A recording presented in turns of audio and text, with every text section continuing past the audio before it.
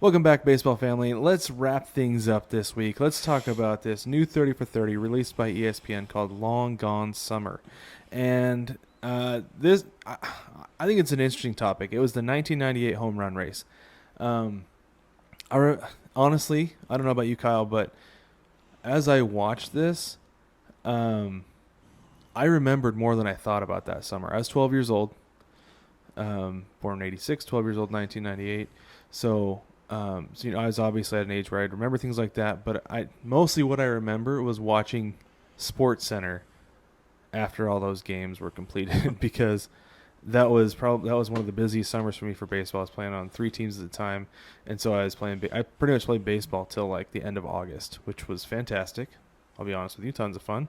But I didn't watch much baseball that summer either, though, because of that. So most of what I saw was on Sports Center, and then I remember, you know, seeing those highlights and things like that happen. What I guess that's really the big place I want to start for you, Kyle. Is how much of that summer do you actually remember? I'm probably the same as you. I let's see. I was 16 at the time. I had just turned 16 in June that year. Mm-hmm. Um, and between Legion ball, automotive ball, travel Mm-hmm. ball, I I don't think I was able to sit down and watch games at all. Yeah. Yeah. Um, I think that uh, where did I go? I went to Tucson that summer for a USA baseball tournament with a traveling team for two Mm-hmm. weeks. Nice. Um, and like I said, I was playing Legion ball and automotive, so I was basically playing every night of the week that summer. Mm-hmm. Um, so I like you said, I caught a lot of it on Sports Center. Mm-hmm. Um, and I don't. I'm trying to remember if we even had ESPN in '98. I know we I did know. because my routine during the summer was come home from a game, ice my arm, sometimes mostly my knees, while I watch Sports Center, and then wake up the next morning and watch Sports Center for another 2 or 3 hours because I didn't get enough the night before. So I know I know for sure we had it that summer. Well, I'm trying to think. I mean, we might have. We probably Mm-hmm. did. Like that was, geez, 22 years ago now. Jeez. Um, and I know that we had WGN. I don't know how we got it, but we had. My dad made I sure we think had everybody had WGN, WGN back then. If so it that we was could just one of watch the those national, Cubs. yeah, one of those national packages then. So I mean, it was. I think it was more of checking the newspaper every day too, Mm-hmm. just to see what happened. Um, because I mean, we're Cubs fans, so we wanted to see what was going on. Plus, the Cubs were in a playoff race, so Right. Yeah. it made a bigger impact on us. Yeah, and that's really one of the reasons I thought of you for this because I feel like you had more invested in the whole home run race than I did, being a Cubs fan. Because for me, it was like, I mean, as a Mariners fan, and Ken Griffey Jr. was my idol, So obviously, Yeah, I wanted to watch him break the record. I was pushing for Griffey all summer long, and then when he kind of tailed off there towards the end of the season, and we'll get in that. I mean, at least I'll get into that a little bit later. But I was really like, I don't want McGuire to hit 62. I don't want Sosa to hit 62. And so every home run, like I was still following it because I wanted to see what happened. But with every home run, I got more and more upset that those guys were going to break that record. so, well, if so it for, if it makes you feel any better, Brad, um, I'm a left-handed hitter, thrower, hmm and I played outfield, and I kind of got into that whole Ken Griffey Jr. stand and watch my home runs go kind of thing. I So I tried mean, I tried so hard to teach myself how to switch hit just so that I could do that, just so that I could get that swing down and watch my home runs go over because I didn't want to do the Sammy Sosa hop. You know, yeah, I didn't want to do the Ricky Henderson hop. I wanted to be able to do something cool when I hit one out. So there was one time actually that I think it was that summer I was playing some baseball with the neighborhood kids, and I convinced them to flip the field, third base oh was first nice. base, First base was Nice. third base, just because I was like, I'm gonna take these kids' yard. I knew I was, and I hit like 5 or 6 home runs that day. And every single time, I just strutted down to what was supposed to be third base, watching the ball go over the fence. It's like, this is so much fun. I love it. Nice. Nice. But no, Yeah, we I get it. I think my dad hated it. Like he had coached me through Pony League that's when it really started because we had it's kind of a short porch in right field on our Pony League field, Yeah, and that's when it started. Um, but I remember my junior year, we're in a playoff game against one of our region rivals. It was an elimination game too, and it was the first inning. And I took a dude deep, and I stood there and watched it. That's the only time that my dad was actually happy that I did it. Any other time, he was mad. Like he would yell at me to run and yeah, get yeah. going, but no, it's fun hitting from the left side and being able to do that. So Oh, I believe it. Yeah, that was something I was always jealous of. I played with a couple left-handers growing up. I was like, man, so wish I could. Like, I can't even hardly hold a bat left-handed, much less switch hit. Like I'm definitely not going to hit anything out. But yeah, no, that's awesome. But as far as a Cubs fan though, following that season though, like, were you more? I mean, were you more invested in the playoff race or in Sammy Sosa breaking the record? I mean, were you I even a think it Sammy was Sosa fan, or are you I think more it of a was Mark more. Grace guy? I was a Mark Grace guy, of course. Well, there you go. That's a no brainer. Um, I mean, because wasn't that was the same year that Kerry Wood had his 20 strikeout Yeah, game too? yeah, yep, it was. I mean, there was a lot of storylines around that Hmm. team, Yeah, for sure. um, especially considering that the year before everybody, they embarrassed themselves Yeah, and they they weren't were very good. terrible. They were terrible the year before. Uh, so there's that. But I mean, you can't really discern between a home run race and a playoff race because they're kind of tied together. I mean, if Hmm. Sammy doesn't hit, what was it, 68? Hmm. Is that right? 68 because I he think it was finished 67. 66. No, 66. You're right. Yeah, 66 homers. 66. But if he doesn't hit those 66 homers, are the Cubs in the playoff race? Right. I doubt Yeah. it, especially Hmm. with how many he hit it was 20 in June. Hmm. So, I mean, it was just all tied together. And, I mean, they're the lovable losers for a reason. So to see them make the playoffs, I mean, like Sammy said, I think he said in the towards the end when they were showing him celebrating them making the playoffs, that Mark McGuire's the king, Hmm. but he's going to playoffs, and that's what it's all Yeah. about. And Yep. um, I mean, Yeah. it's fun to see. No offense to Mark McGuire, like hitting 70 home runs is great, but if your team doesn't make it to the playoffs, which one meant I more? I guess you could say. I would have traded. My goodness, the year the Mariners won 116 games in '01, I would have traded 20 wins for a World Series. Yeah. Like Yep. I would have said win 96 and win the World Series rather than setting that record that is now empty. You know. Yep. So yeah, I absolutely agree with you that Mark McGuire's 70 home runs would have meant so much more, so much more, if they had actually made the playoffs. Instead, what they I can't remember. Let me check it. I've got it right here. Um, I mean, did they finish in last place in the NL Central that year? It's hard Oh, to they say finished in because third. They finished in you third. got the Pirates and the Reds and the Brewers in the Central, so it's hard to say which team finished last. Yeah, but they finished with an 83 and 79 record. Mark McGuire had a WAR of 7.5 that year. So those home runs made a big difference for sure.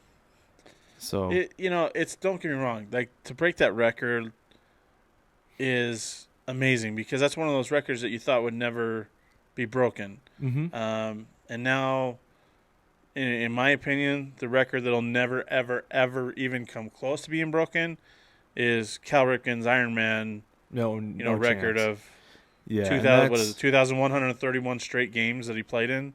simply So, because people understand now, like, it's not good for your body to play 162 games, no matter if you feel like you can or not.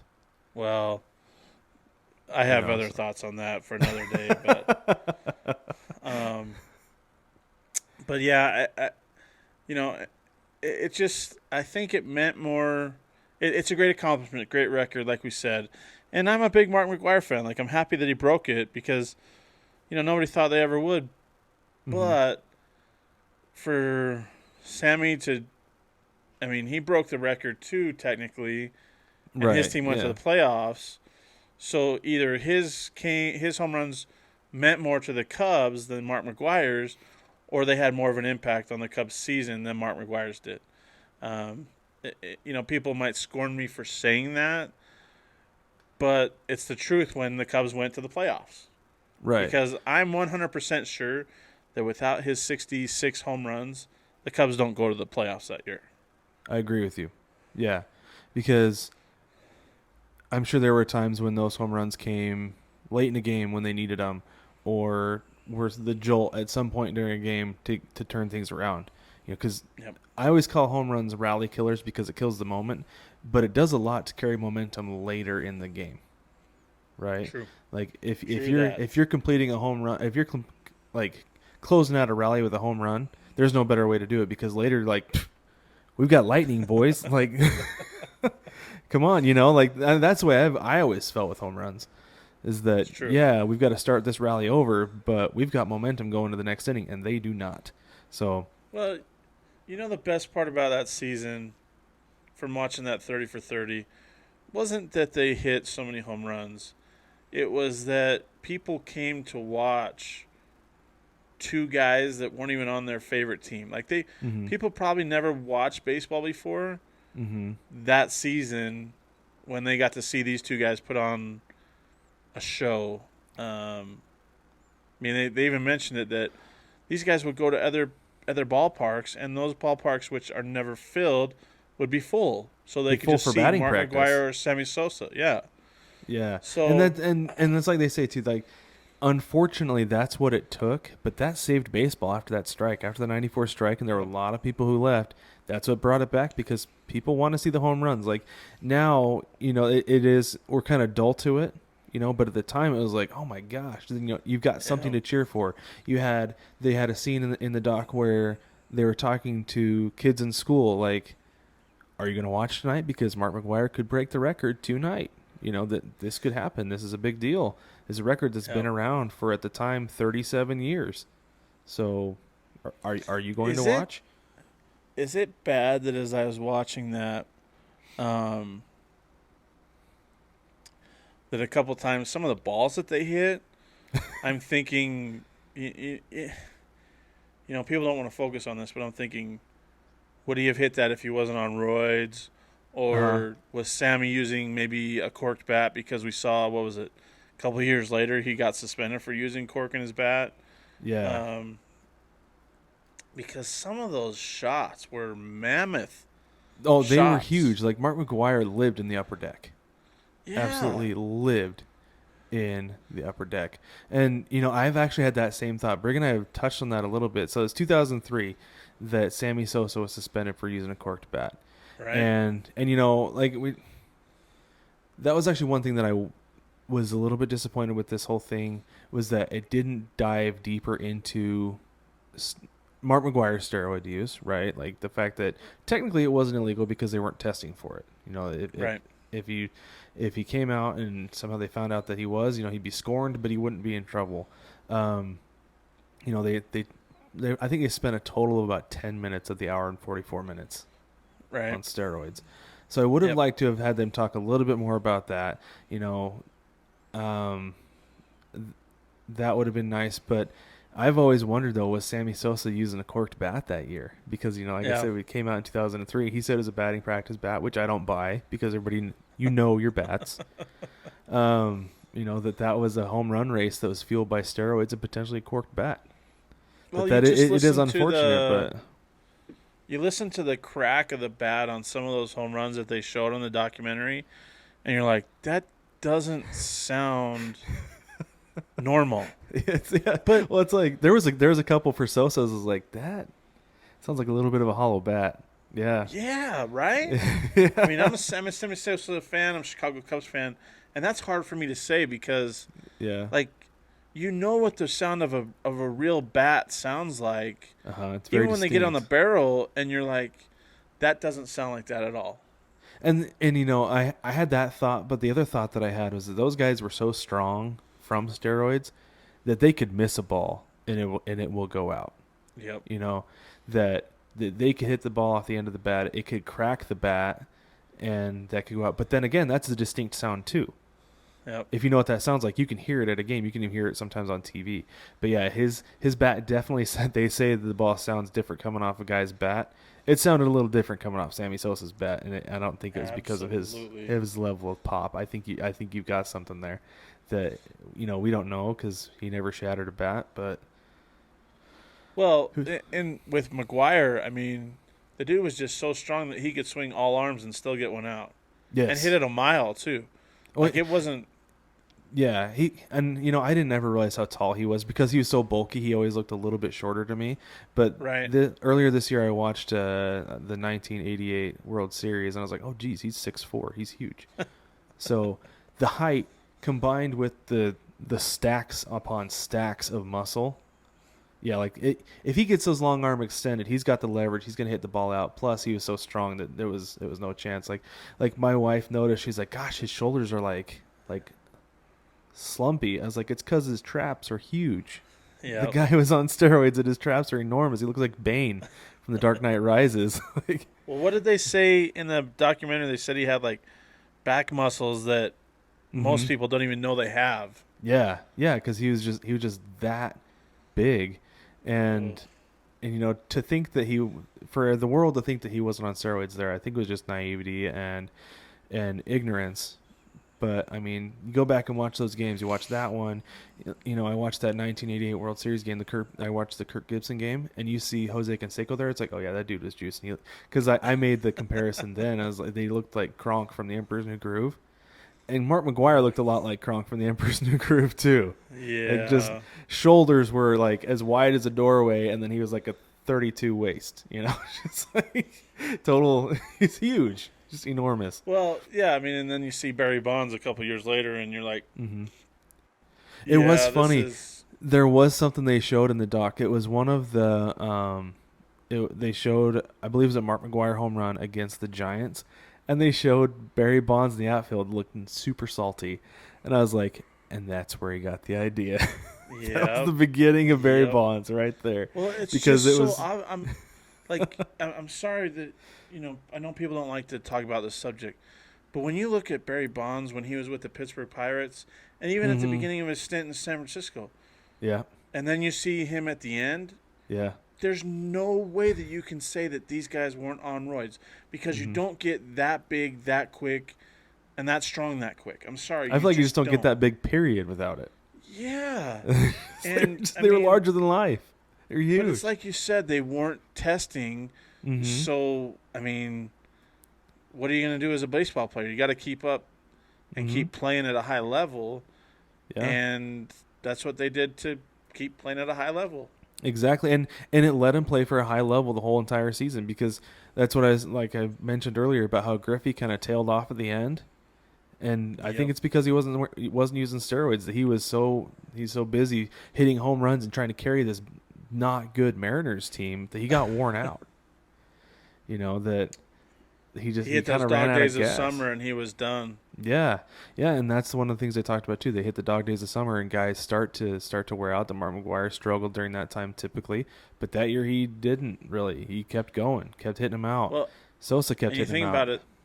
Think about that. The talk. What was it? Tony La Russa said about McGuire with regard to his like laser-like focus and stuff like.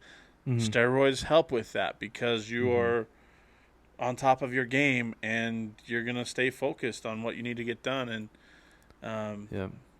it's a tough subject to talk about because you love to see guys hitting home runs, you love to see guys making runs at records hmm and so forth, but you don't like to see the asterisks next to those records. But I Yeah. mean, in this situation, you kind of have to. Yep. Yeah, and it's unfortunate, like you said. But I mean, you go back to Roger Maris at the time. Everybody was using greenies, and you know Did he have a distinct advantage against anybody else using them? Probably not, because everybody was, you know, Yeah. and because it was just the common thing. They just kept them in like a cereal bowl in the middle of the clubhouse. You need a couple, you take them, and then you go play. So, you know, people contribute uh, that to his setting, like breaking Babe Ruth's record, and plus having a couple extra games, whatever. Um, but it, like you said, steroids does make a huge difference, Yep. even over greenies, anything else. And you know, to say there were other guys who were taking it who didn't set the record, makes them that much better. Well, I say this all the time. Steroids, they say, make good players great, great players elite, and that's Yep. what it did with Mark McGuire, Sammy Sosa, and Barry Bonds. It's true. So, True. well, anyway, if you want to watch the documentary, it's fun. It's more of a trip down memory lane than anything. You, like we said, you get about 10 minutes of steroids talk, and you get Bob Costas talking about it, which is nice. I'll listen to Bob Costas talk about baseball. I enjoy that, but it's fun. I was surprised at how much I remembered. It was so that was pretty cool to watch. But you can check it out on ESPN, called Long Gone Summer.